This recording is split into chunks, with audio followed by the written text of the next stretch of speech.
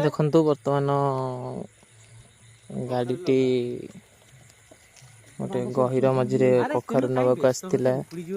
ସେ ସ୍ଲିପ୍ କରିବାରୁ ଚକାଟି ଗାଡ଼ି ଉଠି ପାରୁନି।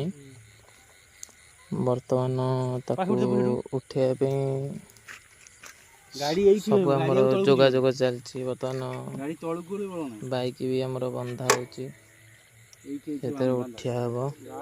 ଜୋତ ବି ଆମେ ଧରିଛୁ। ଦେଖନ୍ତୁ ବହୁତ ସଂଘର୍ଷରେ ଚାରିଆଡ଼େ ଅନ୍ଧାର। ବର୍ତ୍ତମାନ ରୋଡ଼ରେ କେହି ନାହାନ୍ତି। ଏଇନା ଆମର ବହୁତ ମାନେ ଡିଫିକଲ୍ଟି ଜାଗା ଏଇଟା। ସବୁ ପ୍ରକାର ଡେଞ୍ଜର, ବହୁତ ଟେନସନ୍ ମଣିଷ ଉଠିବା ପାଇଁ ଗାଡ଼ି ଚେଷ୍ଟା ଚାଲିଛି।